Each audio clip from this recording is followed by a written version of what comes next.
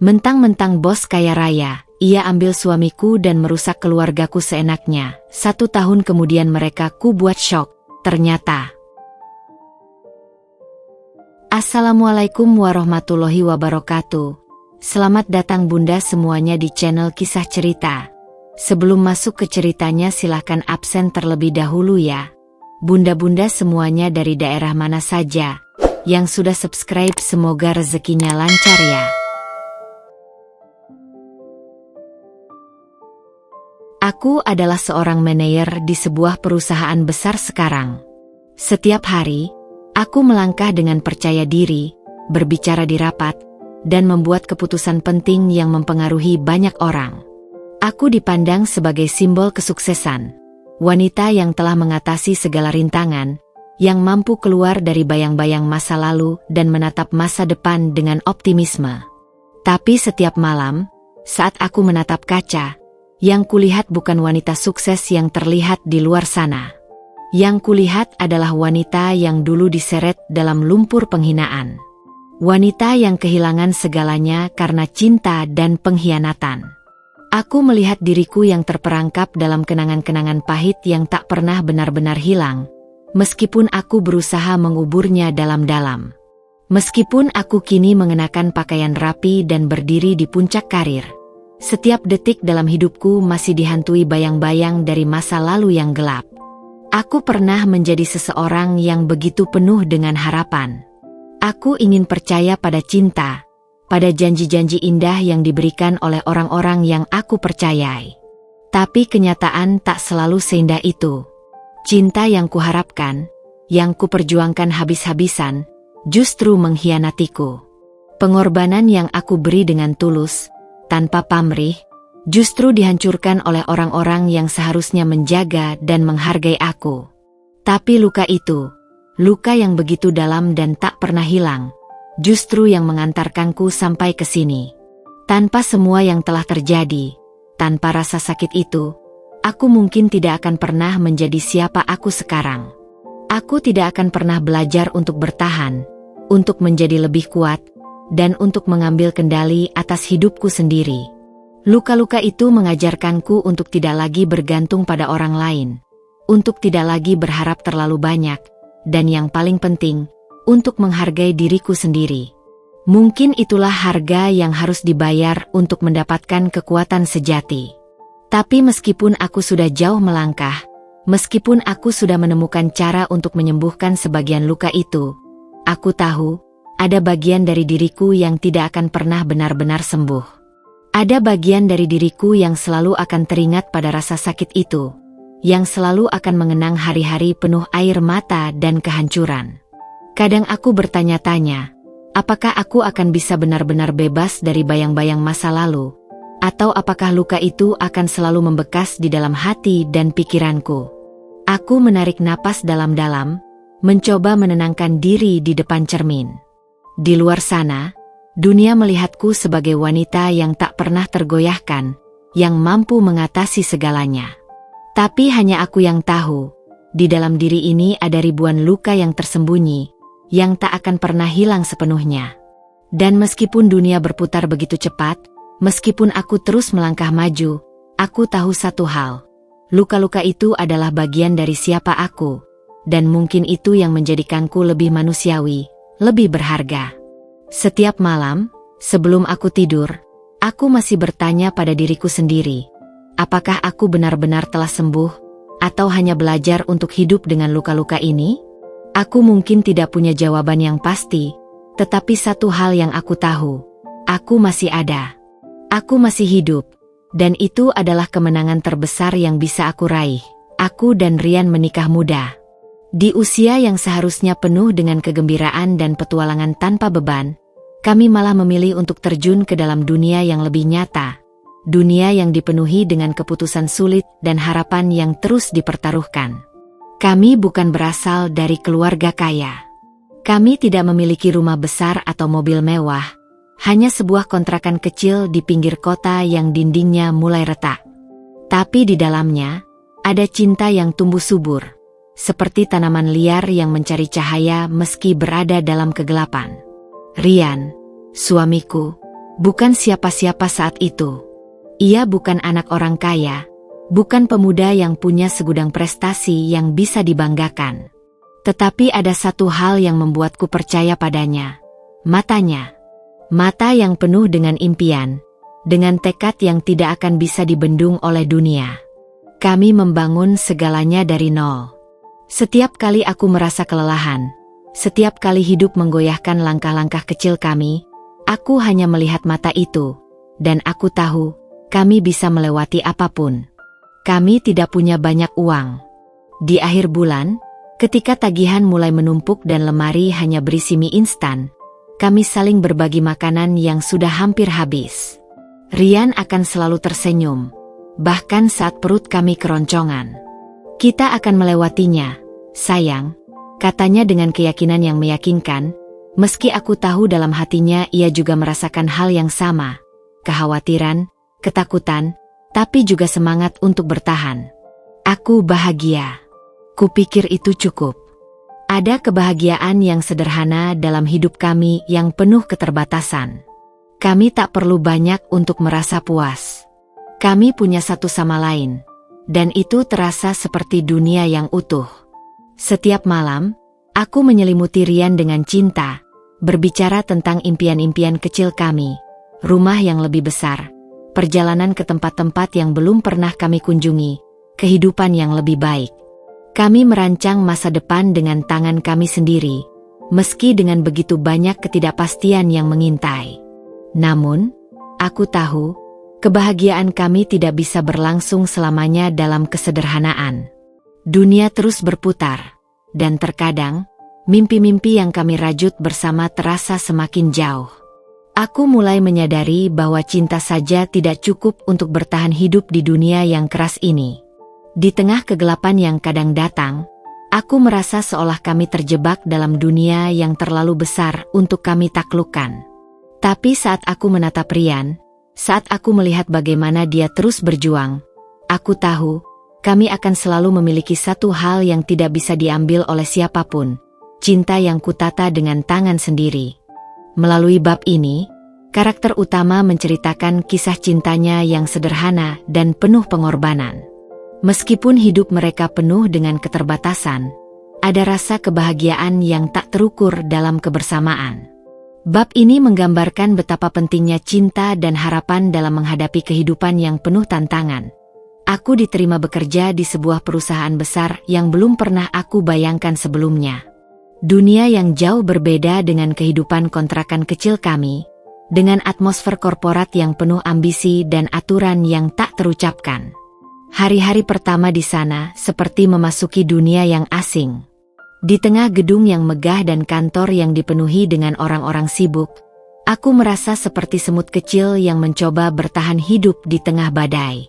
Semua serba cepat, semua serba tinggi target, dan semua orang tampak seperti mereka tahu persis apa yang mereka lakukan. Tapi ada satu hal yang langsung membuatku terkesima. Clara. Clara adalah direktur utama di perusahaan itu. Wanita parubaya yang memancarkan aura kekuatan begitu kuat, sehingga membuat semua orang yang ada di sekitarnya merasa cemas. Wajahnya cantik, tapi bukan jenis kecantikan yang lembut atau manis. Kecantikannya tajam, bagaikan pisau yang memotong ketegangan di ruang rapat. Rambut hitamnya selalu rapi, dan pakaian yang dia kenakan selalu menunjukkan bahwa dia tidak hanya punya uang, tetapi juga kekuasaan. Setiap langkah yang dia ambil seolah dipenuhi dengan kepercayaan diri yang tak terbantahkan. Dan yang paling mengesankan, Clara memiliki kuasa yang tak terhingga di perusahaan ini. Semua orang takut padanya. Bahkan para eksekutif senior yang seharusnya tidak pernah gentar terhadap siapapun, terlihat tunduk dan berhati-hati saat berhadapan dengannya. Mereka tidak berani berdebat, tidak berani menyuarakan pendapat yang bertentangan. Clara bukan hanya pemimpin, dia adalah raja di dunia yang dia ciptakan. Tapi aku tidak takut padanya. Mungkin itu yang membuatnya memperhatikanku. Di tengah lautan orang-orang yang selalu berusaha untuk terlihat sempurna di hadapannya, aku hanya seorang wanita muda yang mencoba untuk belajar dan bertahan. Aku tidak berusaha menyembunyikan ketidaktahuanku, dan aku tidak ragu bertanya saat merasa bingung. Aku tak pernah berpura-pura menjadi orang lain. Dan mungkin, itu yang membuat Clara penasaran. Suatu hari, di ruang rapat yang gelap dan penuh dengan keseriusan, Clara menatapku dengan mata tajamnya. "Kamu tahu apa yang harus dilakukan, Lestari?" tanya Clara, suaranya dingin dan penuh tekanan. Semua mata di ruangan itu beralih ke arahku, menunggu jawabanku dengan ekspresi yang hampir tidak bisa dibaca. Aku merasa seperti aku berada di bawah mikroskop. Setiap gerak-gerikku diamati. Aku menarik napas, berusaha untuk tidak gugup. Saya rasa saya perlu mengumpulkan lebih banyak data dan menganalisis situasi lebih dalam sebelum memberikan rekomendasi. Jawabku, dengan nada yang berusaha terdengar yakin. Clara mengangguk sedikit, dan saat itu aku merasakan tatapan heran dari semua orang di ruangan itu. Seolah-olah aku baru saja melakukan hal yang tak terbayangkan. Menjawab pertanyaan langsung dari Clara dengan ketenangan yang jarang terlihat di sini. Tidak ada yang pernah berani berbicara begitu langsung, apalagi dengan cara yang jujur. Mungkin itu sebabnya, sejak saat itu, Clara mulai memperhatikanku lebih sering. Setelah rapat selesai, saat aku tengah mengumpulkan berkas-berkas, Clara mendekat. "Kamu berbeda, Lestari," katanya dengan suara yang lebih lembut dari biasanya, meskipun masih terdengar tajam. "Tapi itu bisa jadi kekuatanmu." Aku tidak tahu apakah itu pujian atau sindiran, tetapi aku tahu satu hal. Clara melihat sesuatu yang berbeda dalam diriku. Sesuatu yang tidak dimiliki oleh orang lain di perusahaan ini. Dan entah bagaimana, itu membuatku merasa sedikit lebih kuat. Di dunia yang keras ini, di tengah persaingan yang begitu ketat, mungkin aku bisa menemukan tempatku. Meskipun aku tak pernah tahu apakah aku siap menghadapi apa yang akan datang. Rian mulai berubah, dan aku merasakannya, meski aku berusaha menutup mata. Di awal pernikahan kami, ia selalu pulang tepat waktu, mencium keningku, dan bertanya bagaimana hariku. Kami masih saling berbagi cerita meski hari-hari kami sederhana. Tapi sekarang, ia pulang malam, terlalu malam, dan saat aku bertanya, jawabannya selalu sama, ada banyak pekerjaan. Awalnya, aku tidak berpikir lebih jauh. Aku mencoba untuk mengerti. Pekerjaan memang semakin banyak, dan kami berdua mulai bertumbuh dalam karir masing-masing. Tetapi ada sesuatu yang mulai terasa berbeda. Rian menjadi lebih tertutup. Ia selalu sibuk dengan ponselnya, dan aku mulai menyadari bahwa ia mengunci layar ponselnya lebih sering daripada sebelumnya. Bahkan saat kami duduk berdua di ruang tamu, ia lebih memilih untuk membenamkan diri dalam ponselnya daripada berbicara denganku. Aku tidak tahu mengapa, tapi rasa curiga itu mulai merayap pelan-pelan dalam pikiranku. Aku mencoba untuk menenangkan diri, menghibur diriku dengan alasan-alasan yang rasional. Dia lelah, pikirku. Pekerjaan memang membuatnya stres. Dia butuh waktu untuk dirinya sendiri. Aku mencoba untuk meyakinkan diriku bahwa itu hanya fase sementara. Tapi setiap kali aku menatapnya, aku merasa ada jarak yang semakin lebar di antara kami. Jarak yang tidak bisa aku jembatani hanya dengan alasan atau harapan. Dan kemudian, sebuah malam, aku membuka Instagram, mencoba melihat kabar terbaru dari dunia luar, ketika mataku tertumbuk pada sebuah foto yang tiba-tiba mengubah segalanya. Foto itu diunggah oleh salah satu rekan Clara. Di dalamnya, Rian duduk dengan seorang wanita yang tidak aku kenal, di sebuah restoran yang terlihat mewah, dengan anggur merah di meja mereka. Mereka tertawa bersama, wajah mereka begitu dekat, dan ada cahaya di mata mereka yang tak bisa aku pungkiri. Itu bukan pertemuan profesional. Itu lebih dari sekadar pertemuan kerja. Itu adalah makan malam intim, sebuah kebersamaan yang lebih pribadi daripada yang pernah kami lakukan selama ini. Jantungku berdegup kencang. Semua suara di sekitar menjadi hening. Hanya ada suara detak jantungku yang bergemuruh. Aku memandang foto itu berulang kali, mencoba mencari penjelasan, mencoba meyakinkan diriku bahwa aku hanya salah paham. Tapi setiap kali aku menatapnya, aku semakin yakin bahwa apa yang aku lihat bukanlah sebuah kebetulan.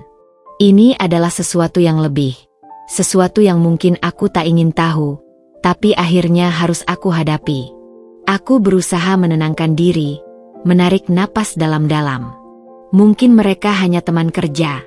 Aku berusaha membela dirinya dalam hati.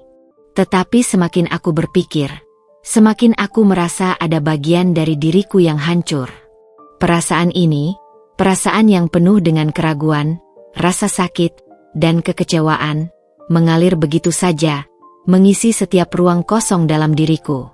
Aku memandangi ponsel itu untuk beberapa detik lagi, kemudian menutupnya.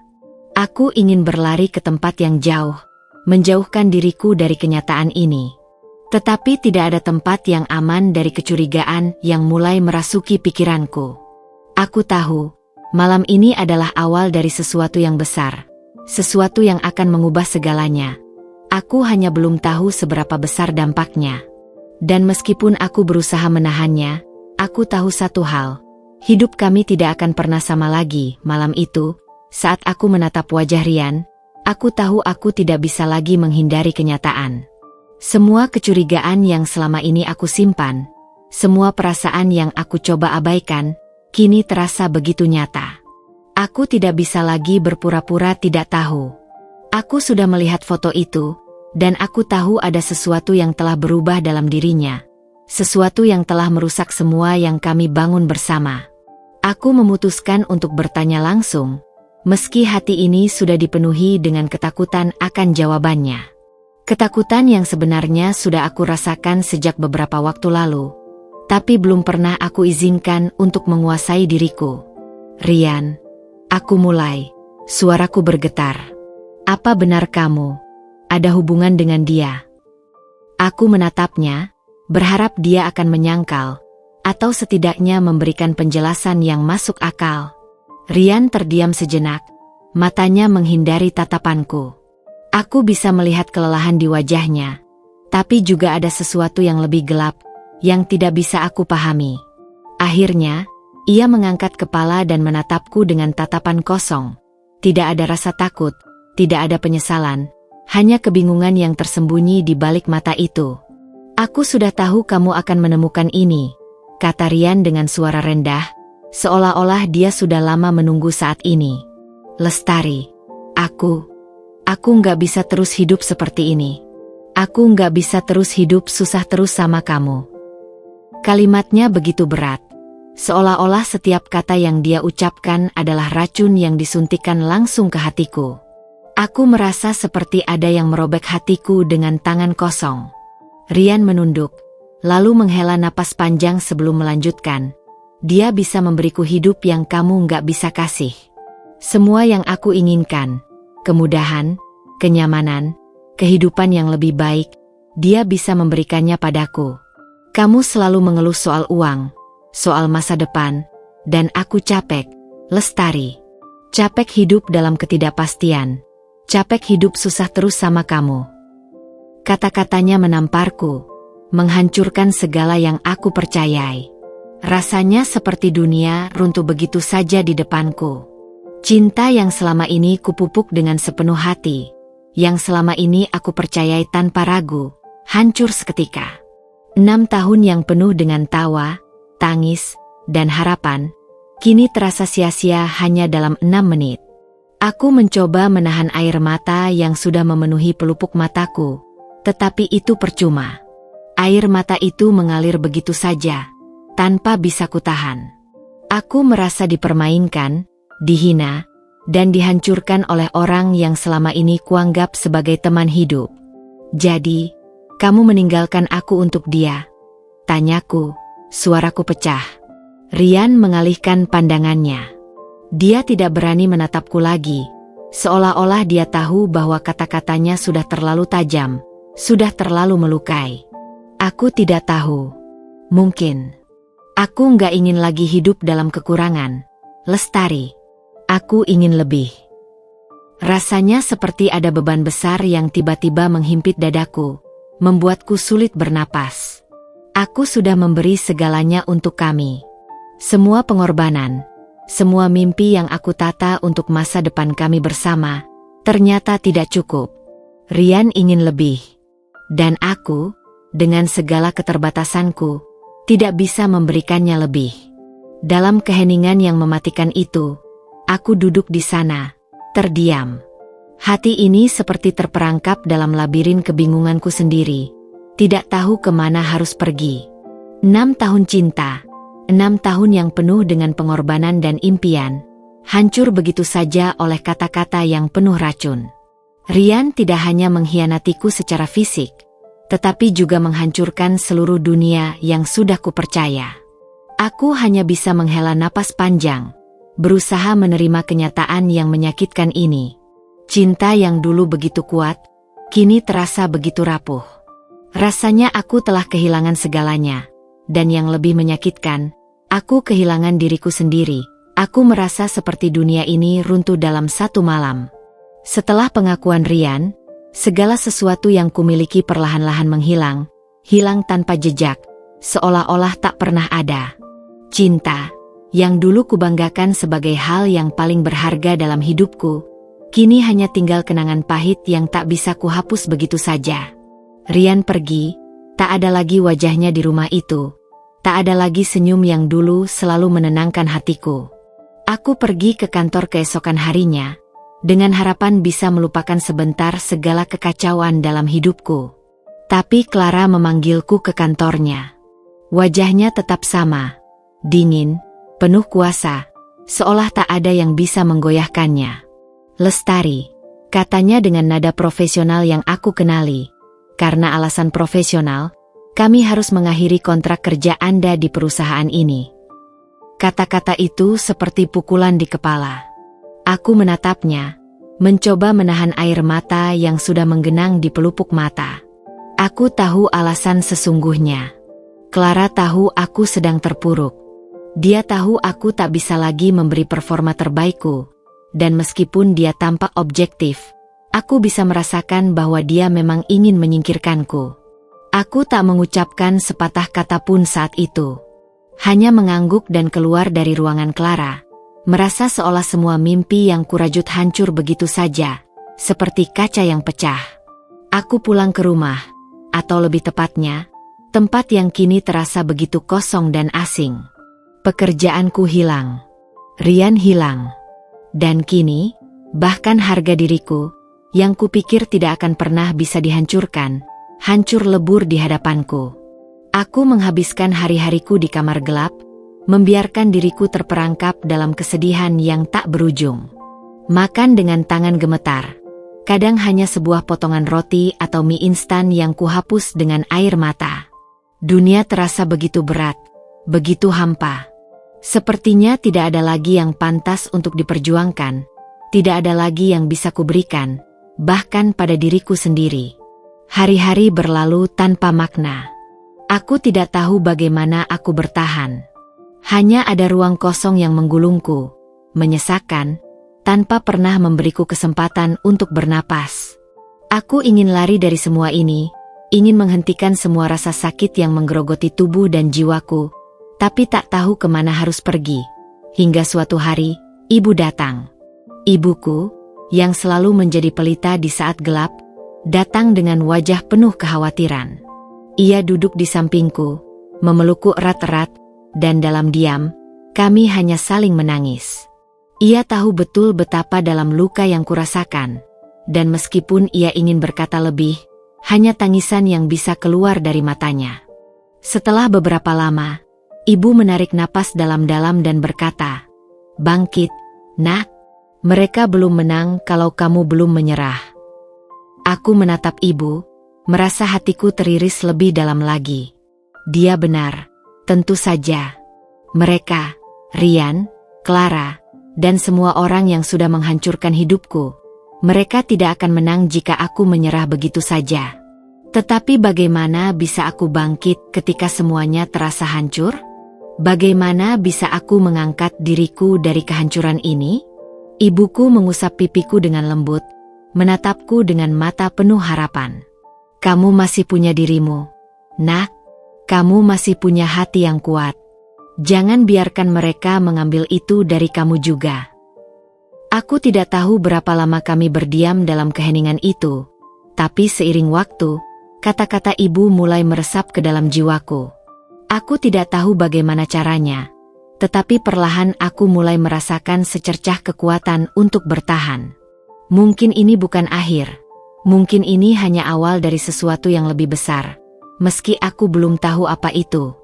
Yang ku tahu, aku masih hidup. Aku masih ada. Dan selama aku masih ada, aku belum kalah. Dengan setiap langkah kecil yang kutempuh, aku mulai mencoba mengumpulkan serpihan-serpihan diriku yang tersisa. Aku tak tahu kemana aku akan pergi, atau apa yang akan terjadi, tetapi aku tahu satu hal. Aku tidak bisa menyerah begitu saja. Aku harus bangkit, demi diriku sendiri. Ketika dunia terasa begitu gelap dan berat, aku tahu aku tidak bisa terus terperangkap dalam kesedihan.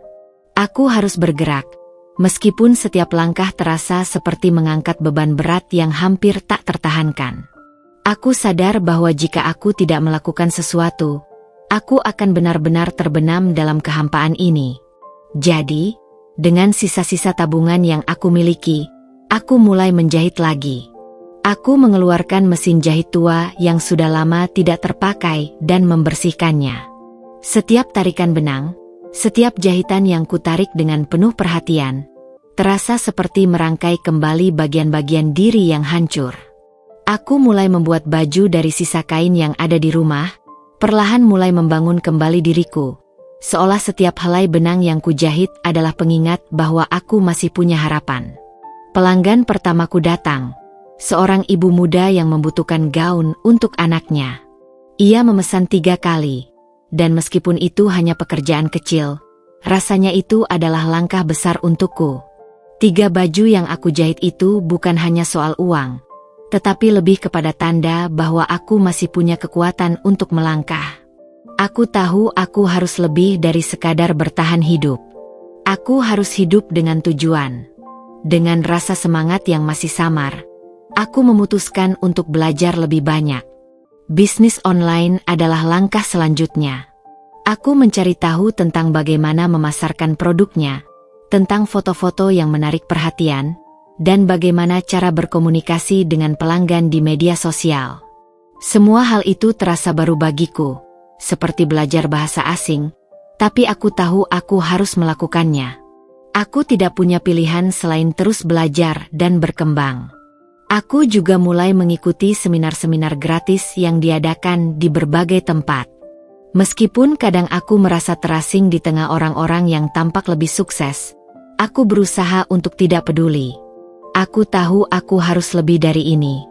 Seminar-seminar itu memberiku wawasan baru, mengajarkanku tentang dunia yang lebih luas, yang dulu hanya aku impikan. Hari demi hari, aku melanjutkan perjuanganku. Aku membeli buku-buku motivasi, meskipun awalnya aku merasa aneh. Buku-buku itu tidak memberiku semangat yang luar biasa, tapi lebih seperti teman yang memberiku alasan untuk tetap berpikir, untuk tidak terhanyut dalam lautan air mata. Aku membaca setiap kata dalam buku itu bukan untuk semangat yang berapi-api, tetapi agar otakku tidak beku karena terlalu banyak menangis. Agar aku tidak kehilangan bagian diriku yang masih bisa berpikir jernih. Karena di tengah kepedihan ini, aku tahu, aku masih harus berpikir jernih untuk membangun masa depan. Dengan setiap baju yang kujahit, dengan setiap langkah kecil yang kuambil, aku mulai merasa sedikit lebih kuat. Tidak ada yang datang dengan mudah, dan aku tahu perjalanan ini akan panjang, penuh dengan kesulitan yang tak terduga. Tapi setiap malam, ketika aku menatap mesin jahitku, aku tahu satu hal, aku tidak akan menyerah. Tidak lagi. Aku menjahit luka-lukaku, mengikatnya dengan benang harapan yang baru. Aku menjahit masa depanku, satu jahitan demi satu jahitan, dan meskipun jalan ini belum jelas, aku tahu aku sedang melangkah ke arah yang lebih baik. Aku mungkin tidak tahu apa yang akan datang, tetapi aku tahu satu hal. Aku akan terus bergerak maju, lebih kuat dari sebelumnya. Setelah beberapa bulan bekerja keras dengan bisnis jahitanku, aku merasa mulai mendapatkan pijakan yang lebih kuat. Namun, sesuatu dalam diriku masih merasa kurang. Aku tahu, meskipun aku sudah mulai bangkit, aku harus memperluas cakrawala. Aku harus mencari tantangan baru, mencari cara agar aku bisa lebih dari sekadar bertahan hidup. Jadi, ketika ada lowongan di sebuah perusahaan retail, aku memutuskan untuk melamar. Meskipun itu berarti aku akan memulai dari bawah lagi. Diterima bekerja di perusahaan besar itu adalah langkah kecil, tapi penuh arti. Posisi yang kudapatkan memang rendah, gajinya kecil, dan aku harus memulai lagi dari nol. Namun, aku tidak keberatan. Aku tahu, ini adalah jalan yang harus aku tempuh untuk meraih lebih. Aku mengingat apa yang ibuku katakan padaku beberapa bulan lalu. Jangan berhenti selama kamu belum mencapai tujuanmu. Setiap hari, aku datang dengan penuh tekad, bekerja dengan sepenuh hati meskipun tugas-tugas yang diberikan terasa sepele dan monoton. Aku memulai sebagai staf administrasi, menyusun berkas, menginput data, dan menjalani rutinitas yang jauh berbeda dari apa yang kulakukan sebelumnya. Namun, setiap kali aku melihat bos-bos wanita yang bekerja di kantor itu, yang tampak percaya diri dan dihormati, hatiku kembali dipenuhi dengan tekad. Mereka semua pernah berada di tempat yang sama seperti aku, mulai dari bawah, berjuang untuk mencapai posisi mereka sekarang. Aku sering duduk di ruang istirahat, menyaksikan mereka berjalan dengan penuh percaya diri, berpakaian rapi dan berbicara dengan penuh kuasa. Dalam hati, aku berkata pada diriku sendiri, aku akan sampai di sana. Mungkin aku harus menempuh jalan yang panjang, mungkin aku akan menghadapi rintangan yang lebih besar di depan, tetapi aku tahu aku bisa melakukannya. Aku tidak bisa lagi menjadi wanita yang hanya terjebak dalam kenangan masa lalu yang menyakitkan. Aku harus terus maju, mewujudkan impian yang dulu kupendam dalam-dalam. Setiap hari, aku belajar lebih banyak. Aku mulai memperhatikan bagaimana bos-bos wanita itu memimpin tim mereka, bagaimana mereka berbicara dengan pelanggan, bagaimana mereka membuat keputusan yang sulit. Mereka adalah contoh hidup bahwa setiap wanita bisa mencapai puncak, tidak peduli dari mana mereka berasal. Ini memberiku harapan. Ini memberiku motivasi untuk terus berjuang. Aku tahu aku masih jauh dari tempat yang mereka duduki sekarang, tapi aku tidak pernah merasa takut. Sebagai wanita, aku sudah melalui banyak hal yang lebih sulit dari ini.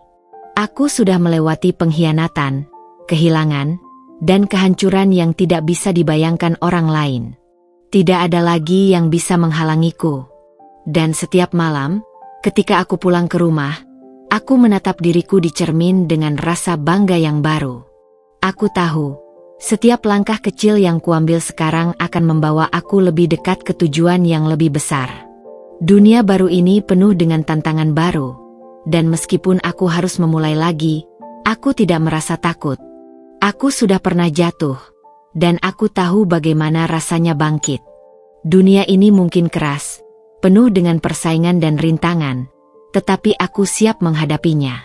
Karena aku sudah melewati banyak cobaan, dan aku tahu aku akan mampu melewati yang satu ini juga. Aku tidak bisa menghindari mereka. Setiap kali aku membuka televisi atau mengakses media sosial, wajah mereka selalu ada di sana.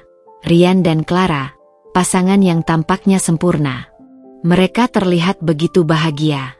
Rian yang dulu suamiku, kini berpose dengan senyum lebar di samping Clara yang penuh karisma. Mereka menghadiri acara gala, menjadi pusat perhatian, memamerkan kesuksesan yang seolah tak terjangkau oleh orang biasa. Clara yang anggun dan berwibawa, Rian yang tampak semakin percaya diri, berdiri di tengah sorotan lampu kamera. Dunia memuji mereka. Semua mata tertuju pada mereka. Aku mengalihkan pandanganku, berusaha menahan rasa sakit yang muncul begitu saja. Lihatlah mereka, begitu sempurna, begitu terlihat bahagia. Aku pernah menjadi bagian dari cerita itu. Aku pernah menganggap Rian sebagai segalanya. Sahabat, kekasih, suami. Aku juga pernah berada di sana, dalam dunia yang cerah dan penuh impian. Namun sekarang, mereka adalah wajah yang tak ku kenal. Dunia yang mereka ciptakan bukan lagi dunia tempat aku tinggal. Itu bukan tempatku. Saat aku menonton mereka di layar kaca, ada rasa kosong yang datang begitu dalam. Bagaimana bisa? Aku pernah memberi Rian seluruh hatiku, dan sekarang aku melihatnya berlarian dalam pelukan wanita lain yang telah mengambil tempatku. Satu-satunya perbedaan adalah, mereka mengenakan pakaian mewah, dikelilingi oleh gemerlap kehidupan yang aku pikir dulu akan kami miliki bersama. Clara, dengan senyum liciknya yang dulu aku kira adalah simbol kekuatannya, kini berkelip-kelip dalam cahaya gemerlap itu, sementara Rian, suamiku, tampak bangga berada di sampingnya. Namun, meski terlihat bahagia dan sempurna, aku tahu lebih banyak dari yang mereka kira. Aku tahu apa yang terjadi di balik layar, di balik senyum-senyum yang mereka pamerkan. Aku tahu betul bagaimana Rian bisa berubah begitu cepat, dari seorang pria yang pernah berkata bahwa aku adalah segalanya, menjadi pria yang hanya mengejar citra dan kepuasan sesaat. Aku tahu bahwa kesuksesan mereka bukanlah cerita kebahagiaan sejati. Itu semua hanya kemasan yang dibungkus rapi dengan sedikit air mata dan banyak pengkhianatan. Aku tertawa kecil dalam hati, meskipun itu terasa pahit. Aku melihat mereka, pasangan yang kini dihormati banyak orang, dengan kehidupan yang penuh kemewahan. Tapi aku tahu, itu semua hanya ilusi. Aku mengenal Rian dengan sangat baik. Di balik senyuman itu, di balik gemerlapnya dunia yang mereka miliki, aku tahu ada kebohongan, ada pengkhianatan yang tak akan pernah bisa mereka tutupi. Aku tidak akan membiarkan diriku terperangkap dalam kenangan itu. Mereka boleh bahagia dengan kehidupan mereka yang tampak sempurna, tetapi aku lebih tahu apa yang mereka korbankan untuk mencapainya.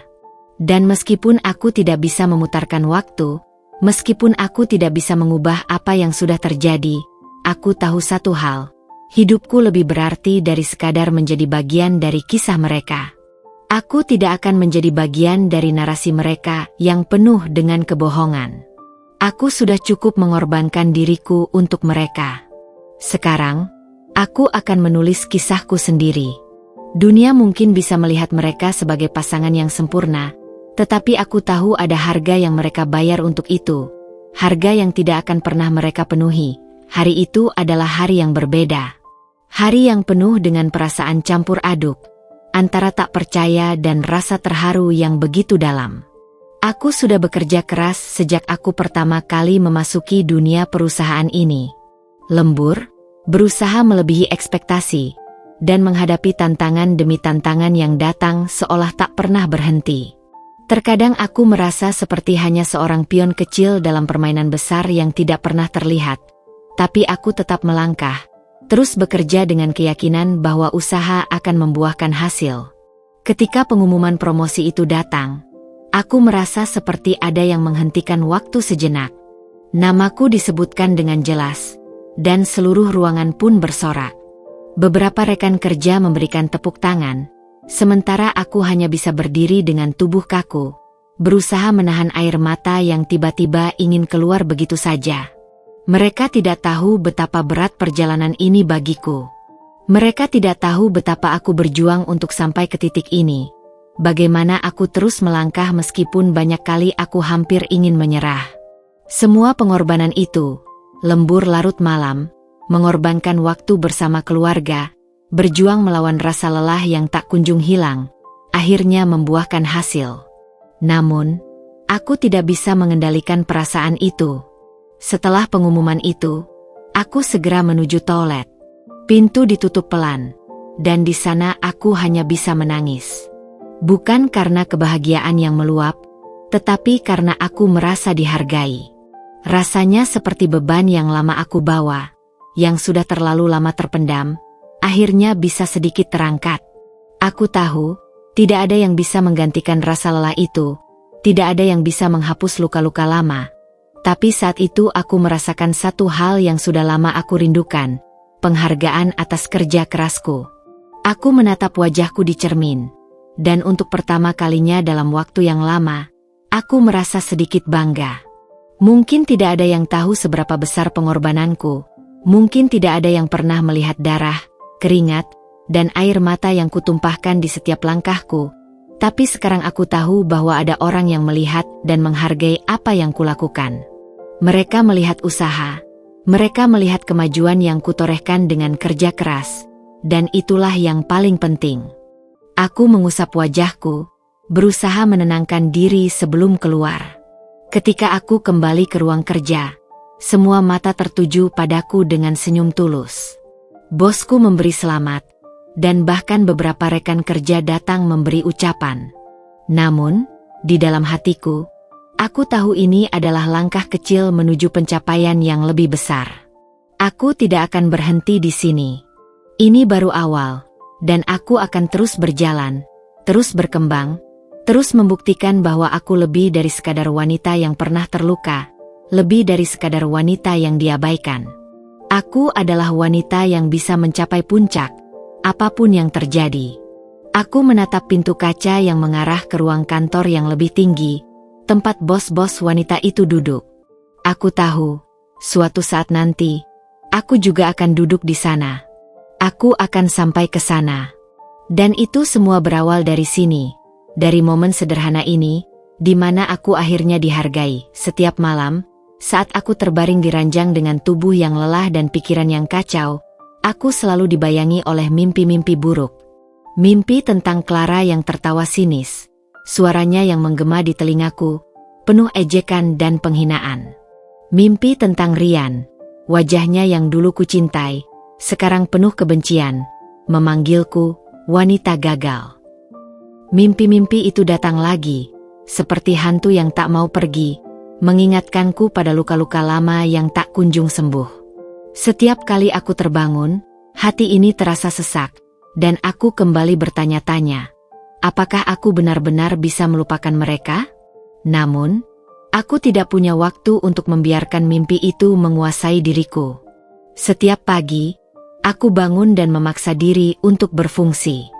Aku menyarungkan jas, merias wajah, dan berjalan keluar dengan senyum palsu yang sudah menjadi kebiasaan. Aku terus bekerja. Aku menjadi lebih kuat di luar, tapi di dalam, aku masih bertarung melawan perasaan yang tak pernah berhenti mengganggu. Di rapat-rapat besar, aku selalu bisa tersenyum. Aku berbicara dengan percaya diri, mengajukan ide-ide yang tajam, berargumen dengan jelas. Semua orang mengira aku sudah melupakan masa lalu, bahwa aku sudah bisa mengendalikan hidupku. Tapi tak ada yang tahu, setiap kali aku duduk di ruang rapat, aku merasa terjebak dalam jebakan mental yang tak terlihat. Aku terus mengingat masa-masa itu, betapa aku dicampakkan, betapa aku dikhianati. Betapa dalam luka itu, meski aku berusaha kuat di luar, aku tetap merasa rapuh. Saat rapat selesai, aku selalu bergegas pergi ke kamar mandi. Di sana, aku menatap wajahku di cermin, menyeka air mata yang menetes tanpa bisa kuhentikan. Aku merasa seperti wanita yang terperangkap dalam dua dunia. Satu dunia yang penuh dengan kebohongan dan penyangkalan, dan satu dunia yang penuh dengan rasa sakit dan penyesalan yang tak bisa kutepis. Di luar, aku harus tampak sukses, profesional, kuat. Di dalam, aku hanya seorang wanita yang pernah dihancurkan oleh cinta dan pengkhianatan. Kadang aku merasa seperti hanya berperan dalam sebuah drama. Di depan orang-orang, aku memerankan karakter yang tak pernah ada dalam diriku. Aku tersenyum saat mereka memujiku. Aku menerima penghargaan yang datang.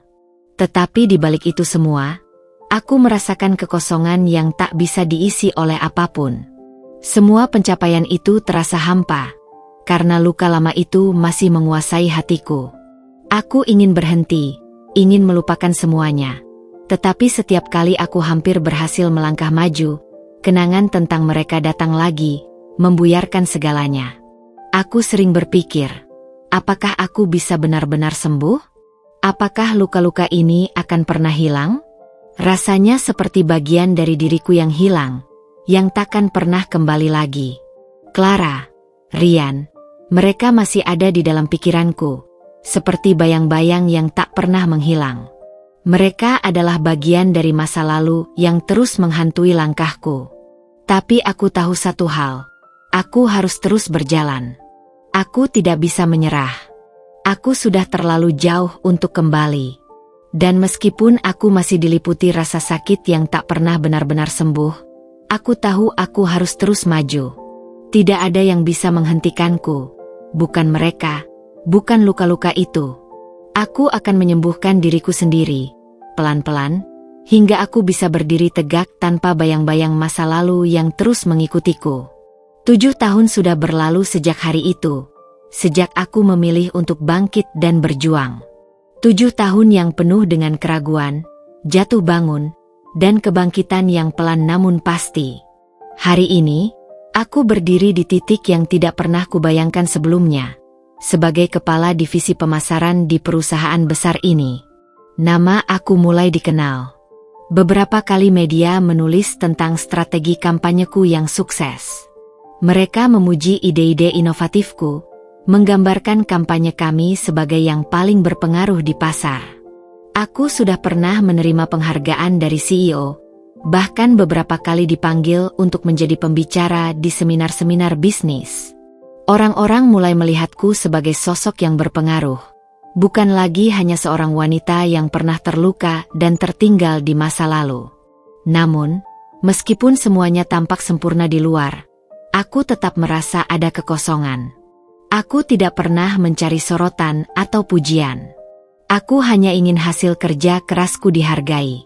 Karena itu, meski media memberi perhatian, aku tetap memilih untuk diam. Aku tidak pernah terlalu peduli dengan pemberitaan tentang diriku.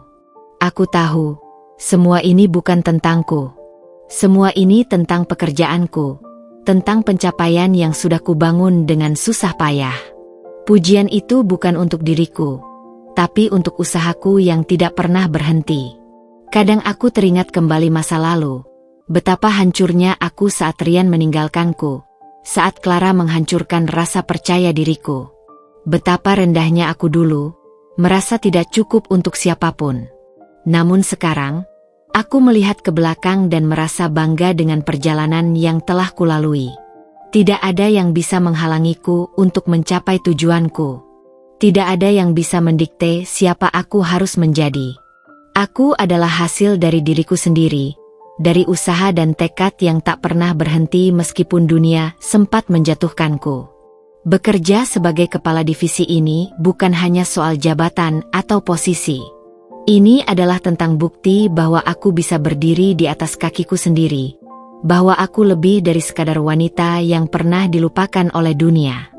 Aku membuktikan bahwa aku bisa menciptakan sesuatu yang berharga, yang bisa membuat orang-orang berhenti dan melihat apa yang aku lakukan. Mereka mungkin tidak tahu cerita lengkapku, tetapi aku tidak peduli. Yang penting adalah aku tahu bagaimana jauh aku sudah melangkah. Di setiap rapat, di setiap diskusi tentang strategi perusahaan, aku melihat kembali orang-orang yang dulu meremehkanku, yang dulu tidak percaya bahwa aku bisa sukses. Mereka sekarang melihatku dengan rasa hormat yang tidak pernah aku cari, tetapi aku terima dengan senyum yang penuh keyakinan. Aku tahu betul apa yang telah aku capai, dan aku tidak akan berhenti di sini. Ini baru awal. Namun, meskipun aku sudah berada di tempat yang tinggi, masih ada sesuatu yang mengusik hatiku. Sesuatu yang belum sepenuhnya selesai. Mungkin ini adalah luka lama yang tak kunjung sembuh. Atau mungkin hanya kerinduan akan kedamaian yang pernah hilang. Tapi, seperti yang selalu aku katakan pada diriku sendiri, aku akan terus maju. Aku akan terus bekerja, terus berjuang, sampai aku benar-benar menemukan kedamaian itu. Kedamaian yang lebih besar dari segala pencapaian yang telah kutorehkan. Dunia mereka mulai retak. Semua yang dulu tampak sempurna, kini runtuh satu persatu, seperti bangunan yang rapuh dihantam badai. Isu korupsi besar yang melibatkan Clara mulai terungkap ke publik. Skandal investasi yang menghebohkan muncul, meruntuhkan reputasi perusahaan yang mereka banggakan selama ini. Clara, yang dulu berwibawa dan dihormati, kini hanya tinggal nama.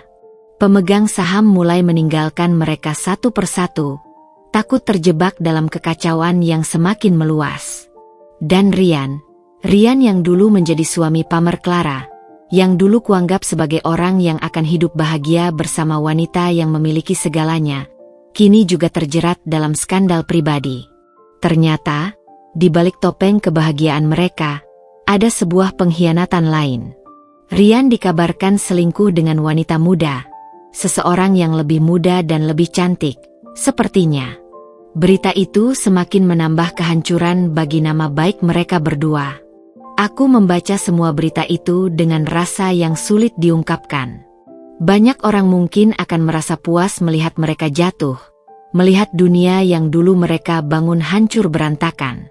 Namun, aku tak merasa seperti itu. Tidak ada rasa bahagia, tidak ada rasa kemenangan dalam diriku. Aku hanya diam, membaca setiap artikel dan mengingat kata-kata ibuku yang selalu terdengar di telingaku. Jangan balas dendam dengan kebencian. Biarkan hidup yang membalas. Ibuku selalu mengatakan itu padaku, mengingatkan aku bahwa balas dendam hanya akan mengurangi harga diri, bahwa kebencian hanya akan mengikat kita pada masa lalu yang menyakitkan. Aku tahu dia benar. Meski aku telah melewati begitu banyak rasa sakit, aku tidak akan pernah membiarkan kebencian itu menguasai diriku. Mereka telah menghancurkan diriku sekali, tapi aku sudah belajar untuk bangkit. Aku tak akan memberi mereka kuasa untuk mengontrol hidupku lagi, apalagi dengan kebencian yang tak pernah ada habisnya. Aku tak ingin menjadi seperti mereka, tak ingin menjadi sosok yang penuh kepalsuan, yang terjebak dalam permainan kuasa dan balas dendam. Aku tidak perlu merayakan kejatuhan mereka. Hidup sudah memberikan mereka balasannya dengan cara yang lebih besar daripada yang bisa aku bayangkan. Semua yang mereka bangun dengan kebohongan dan manipulasi kini hancur karena itu. Aku sudah cukup mengalami hal itu sendiri. Aku hanya duduk di kantorku, merenung sejenak. Dunia ini memang bisa begitu kejam. Kadang, kita berpikir bahwa kita bisa mengendalikan semuanya. Tetapi hidup selalu punya cara untuk menunjukkan siapa yang sebenarnya kuat dan siapa yang rapuh. Aku tidak merasa lebih baik dengan kejatuhan mereka, tetapi aku merasa, dalam cara yang tak terduga, aku telah menemukan kedamaian dalam ketenangan. Dengan semua yang terjadi pada mereka, aku tetap melangkah maju. Aku tetap menjaga integritas dalam setiap langkahku, meskipun dunia bisnis kadang menguji kita untuk menyerah pada godaan. Aku tahu, akhirnya yang terpenting bukanlah kemenangan atas orang lain, tapi kemenangan atas diriku sendiri. Karena aku sudah membuktikan bahwa aku bisa bangkit tanpa harus menjatuhkan orang lain. Aku hanya ingin melanjutkan hidup, membangun lebih banyak dan lebih baik, tanpa harus melihat ke belakang. Dunia mereka mungkin sudah runtuh, tetapi aku memilih untuk membangun masa depan yang lebih baik bagi diriku sendiri. Tanpa ada satupun jejak kebencian di hati, hari itu, hari yang kutunggu-tunggu akhirnya tiba. Dengan langkah yang sedikit gemetar namun penuh keyakinan, aku resmi menjadi manajer strategis di kantor pusat. Ruangan baru, yang dulu hanya bisa kulihat dari kejauhan, kini adalah tempat di mana aku akan bekerja setiap hari. Ruangan luas dengan dinding kaca besar yang menghadap ke kota. Tempat di mana segala kemungkinan tampak terbuka di hadapanku. Aku melangkah masuk, dengan mata yang masih mencoba mencerna kenyataan. Meja kayu yang besar, kursi empuk di belakangnya, dan secangkir kopi hangat yang terhidang di atas meja. Tidak ada yang lebih memuaskan daripada melihat ruangan ini dan menyadari bahwa aku telah mencapainya. Semua kerja keras, semua pengorbanan, semua malam tanpa tidur, itu semua akhirnya terbayar. Aku berdiri sejenak di dekat jendela, memandangi gedung-gedung tinggi yang menjulang di bawah sana. Kota yang dulu terasa jauh dan tak terjangkau kini ada di hadapanku. Aku menghirup udara dalam-dalam, meresapi perasaan itu, perasaan yang datang setelah bertahun-tahun perjuangan yang tak mudah. Aku sudah sampai, bukan hanya secara fisik, tapi juga dalam hati dan pikiran. Disinilah aku seharusnya berada. Aku tahu bahwa aku telah melalui banyak hal, bahwa aku tak lagi wanita yang dulu, yang pernah menangis karena pengkhianatan, yang pernah merasakan dirinya hancur tanpa arah. Hari ini, aku duduk di ruangan ini bukan karena keberuntungan semata. Aku di sini karena aku berjuang untuknya, karena aku tidak pernah berhenti meskipun segala sesuatu tampak melawan. Tangan kananku memegang cangkir kopi yang masih mengepul. Aroma hangatnya membangkitkan rasa tenang yang aku butuhkan. Aku duduk di kursi, dengan napas yang lebih panjang dan tenang. Mataku melayang ke papan tulis besar di seberang ruangan, penuh dengan rencana strategis yang akan kujalankan. Aku tahu, ini adalah langkah awal dari perjalanan baru. Namun, meski aku merasa berhasil, ada sedikit ruang kosong di dalam diriku. Itu adalah bagian dari diriku yang tak pernah bisa diisi oleh status atau jabatan. Itu adalah bagian dari diriku yang selalu merasa bahwa meskipun aku bisa meraih semua ini, dunia ini tidak selalu memberikan kepuasan yang sesungguhnya. Keberhasilan ini adalah hal yang luar biasa, tetapi aku tahu, kedamaian sejati tak datang dari posisi atau materi. Aku memandang cermin besar yang ada di ujung ruangan, melihat bayangan diriku yang kini berbeda, lebih percaya diri, lebih kuat, dan lebih dewasa. Tapi apakah itu cukup? Apakah aku merasa sepenuhnya bahagia? Atau apakah aku masih membawa sisa-sisa luka lama yang tak pernah sepenuhnya sembuh? Aku mengalihkan pandanganku keluar jendela, mencoba menenangkan pikiranku. Kamu sudah sampai, bisikku pada diriku sendiri. Ini baru awal. Terus maju. Dengan itu, aku tahu, apapun yang datang selanjutnya, aku siap menghadapinya. Aku sudah ada di tempat yang seharusnya, dan aku tidak akan membiarkan apapun menghentikan langkahku. Hari itu terasa seperti hari biasa. Rapat, tenggat waktu, email yang terus berdatangan. Aku duduk di ruang kerjaku, memandang layar komputer, mencoba fokus pada dokumen yang terbuka. Tiba-tiba, sekretarisku mengetuk pintu dan masuk dengan wajah yang agak cemas. Maaf, Bu Lestari, ada 2 orang yang ingin bertemu dengan Anda. Mereka bilang tentang kerjasama, katanya dengan nada hati-hati. Aku mengangguk, berpikir bahwa mungkin ini adalah klien atau mitra bisnis baru. Bawa mereka masuk, kataku sambil terus menyelesaikan pekerjaan di meja. Beberapa detik setelah pintu tertutup, 2 sosok itu masuk ke ruangan. Aku mengangkat wajahku dan senyum profesionalku segera muncul. Namun, begitu mereka melangkah lebih dekat, dunia seakan berhenti sejenak. Clara, Ryan. Sekarang, keduanya sudah berbeda. Rambut mereka yang dulu hitam pekat kini mulai memutih, seiring bertambahnya usia. Clara, yang dulu begitu tegas dan dominan, tampak lebih lembut, namun masih dengan aura dinginnya. Ryan, suaminya, tampak lebih lelah, lebih tua dari usia sebenarnya. Senyum mereka canggung, tak seperti dulu yang selalu penuh percaya diri dan penuh kebanggaan. Mereka berdua berdiri di depan meja besar, di hadapanku, dan mereka tidak tahu siapa aku sebenarnya. Mereka tidak tahu bahwa aku adalah wanita yang dulu mereka hancurkan. Wanita yang pernah mereka anggap tak lebih dari sebuah beban yang bisa mereka tinggalkan begitu saja. Aku yang dulu hanya bisa menangis melihat kebahagiaan mereka. Aku yang dulu terluka begitu dalam oleh pengkhianatan mereka. Sekarang, aku duduk di belakang meja ini, dengan semua kekuatan yang telah aku bangun. Mereka, yang dulunya menginjak-injakku, kini datang ke hadapanku, meminta kerjasama. Aku menatap mereka sejenak, menikmati keheningan yang tiba-tiba memenuhi ruangan. Mereka terlihat tak nyaman, seolah-olah ada sesuatu yang mengganjal, sesuatu yang mereka tak bisa hindari. Aku tahu apa yang mereka rasakan. Itu adalah rasa bersalah, perasaan yang akhirnya datang setelah bertahun-tahun menumpuk. Silakan duduk, kataku dengan nada yang tenang. Namun ada sesuatu di dalamku yang merasa seolah-olah sudah lama menunggu saat ini. Mereka duduk, dan aku hanya duduk diam sejenak, mengatur napasku.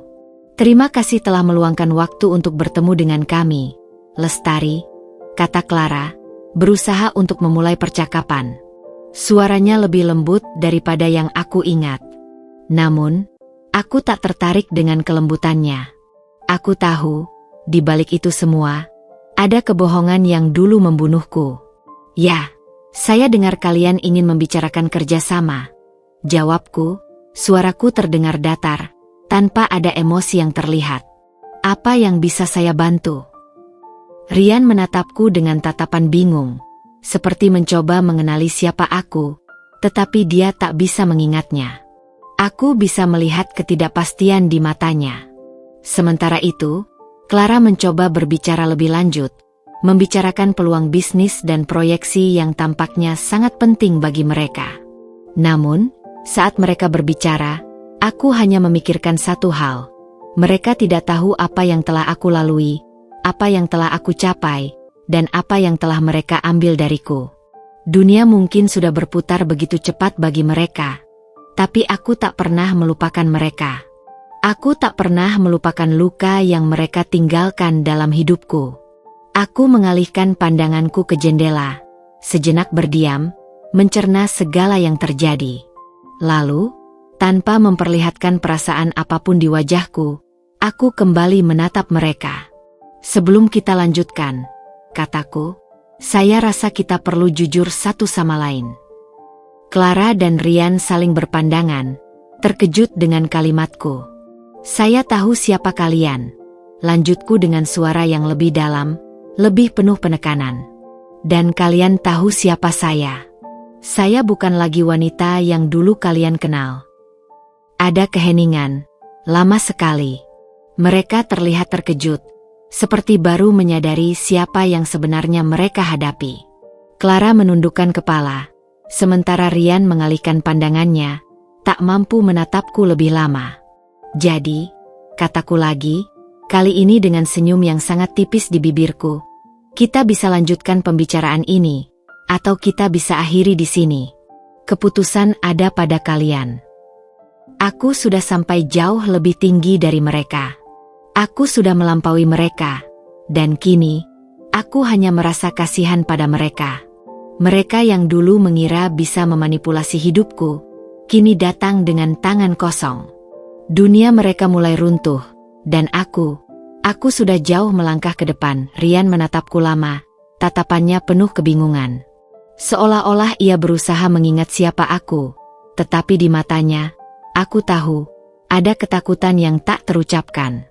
Ia mencoba berbicara, membuka mulut, tapi kata-kata yang keluar terputus. Kamu sekarang." Suaranya terhenti, lalu melanjutkan dengan sedikit ragu. "Kamu berbeda." Aku tahu maksudnya. Dulu, aku hanyalah wanita biasa yang hidup dalam bayang-bayangnya. Dalam bayang-bayang Clara yang selalu berkuasa dan di bawah dominasi segala yang mereka lakukan. Tapi sekarang, aku adalah wanita yang tidak bisa lagi dipandang sebelah mata. Aku yang kini memegang kendali, lebih dari yang pernah mereka bayangkan. Clara yang duduk di sampingnya mencoba untuk memotong pembicaraan, berbicara tentang hal-hal yang seharusnya kami bicarakan, kerjasama, kesepakatan, kontrak. Namun, suaranya tidak seteguh biasanya. Tangannya yang terletak di atas meja gemetar, menandakan bahwa meski dia masih berusaha tampil tegar, dia tahu dia bukan lagi perempuan yang bisa mengontrol segalanya seperti dulu. Aku tidak bisa menahan senyum kecil yang muncul di bibirku. Dunia memang berputar, dan di sini, di ruangan ini, aku yang memegang semua kekuatan. Mereka, yang dulu meremehkan dan menganggapku remeh, kini berada di hadapanku, tampak rapuh dan takut. Clara yang dulu tak pernah gentar, sekarang terlihat begitu lemah, terperangkap dalam kesalahan yang tak bisa lagi mereka perbaiki. Aku memilih diam beberapa detik, memberi waktu mereka untuk menyesuaikan diri. Mata Rian tetap menatapku, tapi kini dengan pandangan yang berbeda, bukan lagi pandangan penuh kebanggaan dan penghinaan. Ada kekhawatiran di dalamnya, ada rasa bersalah yang mulai muncul. Aku akhirnya menghela napas dan memecah keheningan. Rian, kataku, menatapnya dalam-dalam. Dulu kamu mengatakan bahwa aku tidak bisa memberimu kehidupan yang lebih baik. Sekarang, lihatlah aku. Aku punya lebih dari yang kamu bisa bayangkan. Rian terkesiap mendengar kata-kataku, dan sejenak ia menunduk, seolah tidak berani menatapku lagi. Namun aku tahu dia mendengarnya. Setiap kata yang keluar dariku adalah luka yang tak bisa mereka obati. Clara tidak bisa lagi menyembunyikan kegelisahannya. Tangan yang gemetar semakin jelas terlihat, dan matanya tak lagi seberani dulu. Aku bisa melihat keputusasaan yang mulai merayapi dirinya. Tapi, aku tidak ingin menunjukkan empati, karena ini bukan waktunya untuk itu. Clara, kataku dengan suara yang tegas namun tenang. Kamu datang ke sini dengan harapan mendapatkan sesuatu dari aku. Tapi aku ingin kamu tahu bahwa aku tidak butuh bantuanmu. Aku sudah cukup kuat tanpa kalian. Clara menelan ludah, mencoba menyusun kata-kata, namun tak ada yang keluar. Aku tahu dia ingin berkata sesuatu, mungkin permintaan maaf atau penjelasan. Namun, aku sudah terlalu lama menunggu itu, dan sekarang, aku hanya merasa hampa mendengarnya. Aku berdiri dan berjalan ke jendela, melihat keluar ke kota yang penuh dengan hiruk-pikuk kehidupan. Sebuah gambaran dari dunia yang jauh berbeda dari dunia mereka. Dunia yang dulu mereka coba kendalikan, dan dunia yang kini aku kuasai. Jadi, kataku, menghadap mereka kembali, mari kita bicara tentang kerja sama ini. Aku menatap mereka berdua, atau kita akhiri di sini. Tapi, ingatlah, kalian datang ke sini karena aku bisa memberi kalian sesuatu yang kalian butuhkan, sedangkan aku tidak butuh apa-apa dari kalian. Rian membuka mulut, namun tak ada suara yang keluar. Dia tak bisa lagi berkata-kata. Clara menatapku dengan mata penuh kecemasan, tetapi entah apa yang membuatnya diam. Aku tahu dia sadar, kami tidak berada di dunia yang sama lagi. Aku tak tahu apakah mereka sadar bahwa mereka hanya tamu di dunia yang kubangun dengan susah payah. Dunia yang dulu dihancurkan oleh kebohongan mereka, tapi sekarang lebih kuat dari sebelumnya. Dunia yang aku bangun bukan karena mereka, tetapi meskipun mereka. Dan aku tahu, tak ada kata-kata atau permintaan maaf yang bisa mengubah apa yang telah terjadi. Aku membaca proposal mereka dengan mata yang tenang, meskipun hatiku bergejolak. Setiap kata yang tertera dalam dokumen itu mengingatkanku pada masa lalu, pada pengkhianatan, pada janji-janji kosong yang dulu pernah kupercaya. Mereka mengira, setelah sekian lama, aku akan kembali dengan rasa sakit dan ketakutan yang sama. Tetapi mereka salah. Aku bukan lagi wanita yang dulu. Senyumku tak lepas, meskipun dalam hati aku ingin berteriak. Aku ingin mereka merasakan apa yang kurasakan dulu, betapa pedihnya dikhianati, betapa hancurnya hidup ketika kau diperlakukan seperti bukan manusia. Tapi aku tahu, pembalasan yang terbaik bukanlah yang terdengar, bukan yang terlihat. Pembalasan yang terbaik adalah yang datang tanpa teriakan, yang datang dalam diam dan ketenangan. Maaf, kita tak tertarik kerjasama dengan perusahaan Anda, kataku. Suaraku tenang namun tegas. Standar kami berbeda. Aku menatap mereka dengan pandangan yang tak berkompromi, tanpa ada sedikit pun rasa kasihan. Rian menunduk, tak bisa menatapku lebih lama. Clara, yang biasanya begitu dominan, tampak terdiam, mulutnya terkunci rapat. Mereka tahu bahwa kata-kataku bukan hanya tentang pekerjaan, tapi tentang segala yang mereka lakukan padaku selama ini. Mereka datang ke sini dengan harapan bisa memanfaatkan posisiku, namun mereka lupa, aku bukan lagi orang yang bisa dipermainkan. Di dalam hatiku, aku menutup pintu masa lalu. Pintu yang dulu terbuka lebar untuk cinta, untuk impian, dan untuk pengorbanan. Sekarang, pintu itu tertutup rapat, terkunci dengan kunci yang hanya bisa dibuka oleh diriku sendiri.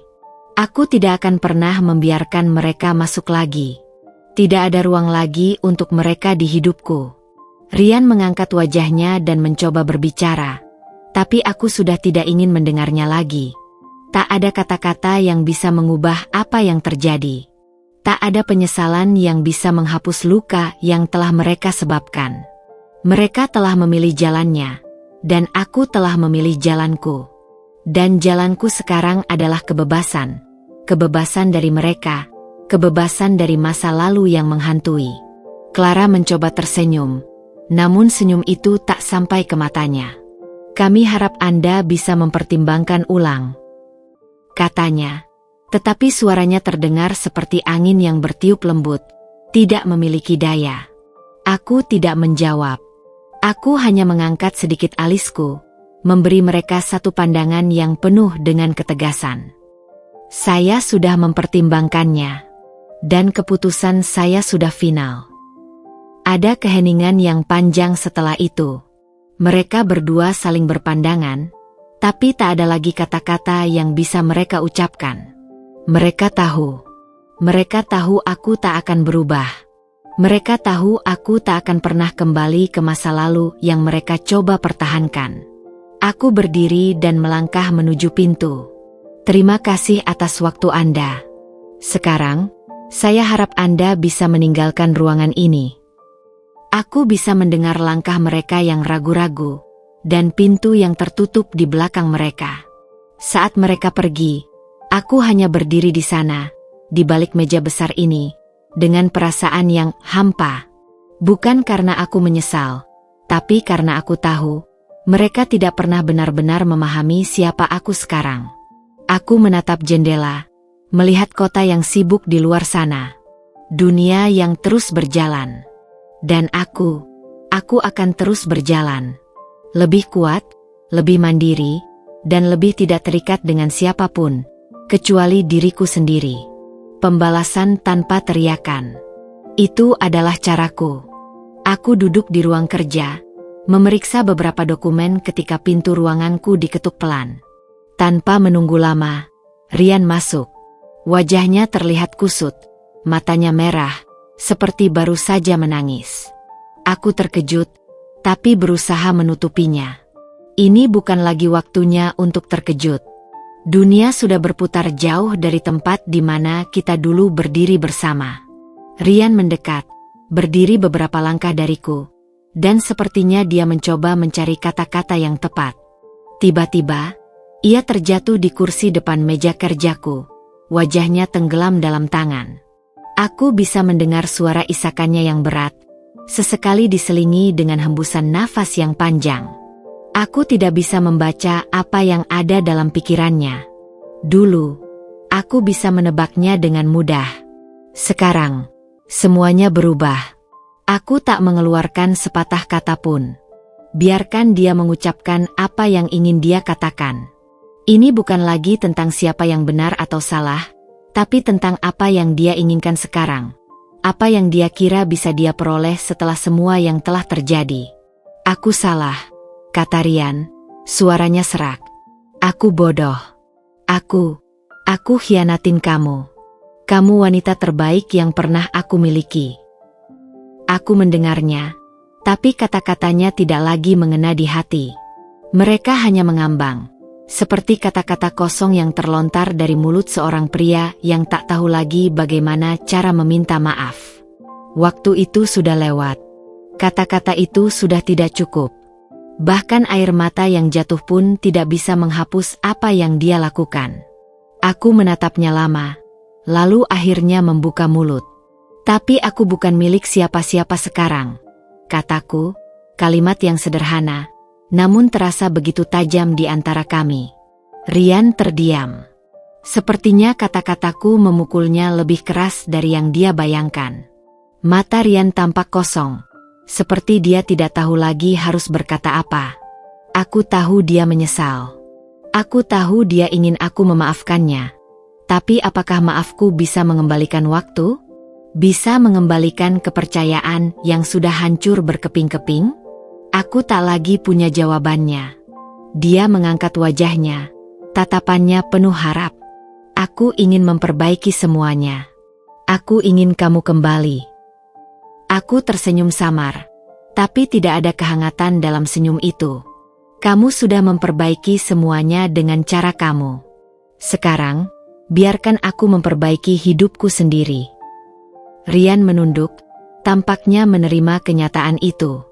Dia tahu, tidak ada ruang lagi untuknya di dunia yang baru ini. Dunia yang tidak ada lagi tempat bagi pengkhianatan dan penyesalan. Aku akan pergi, katanya pelan, seolah suara itu terlalu berat untuk keluar dari mulutnya. Aku hanya mengangguk. Tanpa kata lagi, Rian berdiri dan berjalan ke pintu. Saat dia mencapai pintu, dia berhenti sejenak, menoleh ke belakang. Ada sesuatu di matanya, mungkin rasa bersalah, mungkin penyesalan, atau mungkin sekadar harapan yang masih tersemat di dalam hatinya. Namun, aku tahu, semuanya sudah selesai. Semoga hidupmu lebih baik, kataku, tidak terlalu peduli dengan jawabannya. Rian melangkah keluar. Dan aku kembali ke meja kerja, melanjutkan pekerjaan yang sudah menunggu. Dunia terus berjalan, dan aku tak akan berhenti. Aku sudah cukup lama terjebak di masa lalu. Sekarang, aku hanya akan menatap masa depan, karena aku tahu satu hal. Aku tidak akan pernah lagi membiarkan diri jatuh ke dalam lubang yang sama. Malam itu, aku duduk di tepi jendela, memandang langit yang gelap, hanya diterangi oleh kilatan-kilatan cahaya jauh di sana. Ada ketenangan dalam kesendirian ini. Tidak ada lagi kebisingan. Tidak ada lagi bisikan atau bayang-bayang masa lalu yang terus mengejar. Semua terasa hening. Hanya aku, malam, dan pikiranku yang mulai menemukan kedamaian. Aku menarik napas panjang, mencoba merasakan setiap helaan udara. Rasanya begitu berbeda. Tidak ada lagi rasa sesak di dada. Tidak ada lagi kekosongan yang menjerat setiap langkahku. Malam ini, aku merasa bebas. Dan untuk pertama kalinya dalam waktu yang sangat lama, aku tidak takut pada apa yang akan datang. Air mataku jatuh, bukan karena kesedihan, tapi karena kedamaian yang mulai memenuhi hatiku. Aku menangis, tapi kali ini, air mata itu bukan air mata luka. Itu adalah air mata dari kebebasan, dari pelepasan. Selama bertahun-tahun, aku menyimpan semua rasa sakit itu, berusaha mengatasi, berusaha bertahan, berusaha membangun dinding yang begitu tinggi agar tidak ada yang bisa melihat apa yang ada di dalam diriku. Tapi malam ini, aku melepaskannya. Aku membiarkan air mata itu mengalir, menyapu semua beban yang pernah menimpaku. Setiap tetes air mata yang jatuh adalah simbol dari perjalanan panjang yang akhirnya aku lalui. Setiap tetes itu adalah cermin dari semua yang telah aku hadapi. Pengkhianatan, kehilangan, dan perjuangan untuk bertahan hidup. Namun, semua itu kini berubah menjadi kekuatan. Semua luka itu, yang dulu terasa tak akan pernah sembuh, sekarang menjadi bagian dari siapa aku sekarang. Aku tidak lagi lemah. Aku tidak lagi wanita yang tenggelam dalam bayang-bayang masa lalu. Aku tahu, tidak ada yang bisa mengubah apa yang sudah terjadi. Tidak ada yang bisa menghapus jejak-jejak yang tertinggal dalam hidupku. Tapi aku juga tahu, aku adalah wanita yang lebih kuat dari yang pernah aku bayangkan. Aku telah melewati banyak cobaan, dan aku masih berdiri di sini. Aku bukan sekadar wanita yang terluka, tapi seorang pejuang yang telah menemukan jalan untuk bangkit. Semua luka itu membuatku lebih kuat, bisikku pada diri sendiri. Kata-kata itu tidak hanya sekadar penghiburan. Itu adalah kebenaran yang aku terima dengan sepenuh hati. Aku menatap diriku di kaca, melihat mata yang dulu penuh keraguan, kini dipenuhi oleh tekad dan kepercayaan pada diri sendiri. Aku tersenyum, meski senyum itu penuh dengan rasa syukur. Aku tidak akan pernah kembali ke tempat yang sama. Aku tidak akan pernah menjadi wanita yang hilang lagi. Dengan satu langkah mantap, aku berbalik dari jendela, menatap ruangan yang penuh dengan mimpi dan harapan baru. Tak ada lagi air mata untuk masa lalu. Aku sudah siap untuk menatap masa depan. Dan malam itu, untuk pertama kalinya, aku menangis bukan karena luka. Aku menangis karena aku sudah sembuh. Aku menangis karena aku akhirnya menemukan diriku yang sejati. Aku bukan wanita biasa. Aku bukan wanita yang dibuat untuk terpuruk, dibungkam, atau ditindas oleh dunia ini. Hidup mungkin telah mencoba meremukkan setiap bagian dari diriku, mengujiku dengan rasa sakit yang tak terkatakan. Aku dilukai, dibuang, dan direndahkan oleh orang-orang yang pernah kucintai. Tetapi di antara semua itu, aku belajar satu hal yang paling penting, bahwa tidak ada kekuatan di dunia ini yang bisa menghancurkan jiwaku, kecuali jika aku sendiri yang menyerah. Clara mungkin punya segalanya, uang, kekuasaan, dan status. Tapi aku punya harga diri.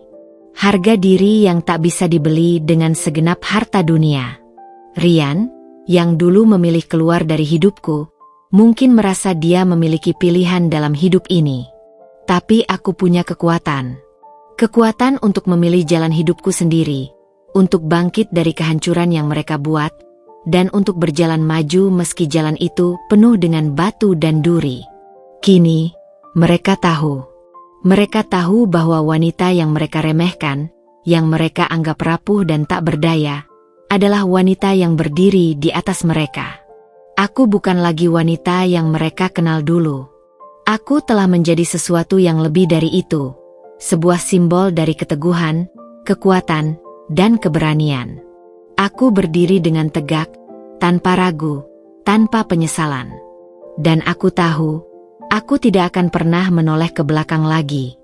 Tidak ada alasan untuk itu. Semua yang telah berlalu adalah bagian dari perjalanan yang membawa aku ke sini, menjadi diri yang lebih kuat dan lebih percaya diri. Mereka mungkin pernah menindasku, tapi mereka tak pernah tahu betapa besarnya kekuatan yang tersembunyi dalam diriku. Aku tidak diciptakan untuk ditindas. Aku diciptakan untuk bangkit. Dan kini, aku tahu, dunia ini akan mendengar suaraku.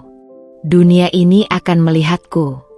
Dan aku akan terus berjalan, tanpa menoleh ke belakang, menuju masa depan yang penuh dengan segala kemungkinan yang belum pernah mereka bayangkan.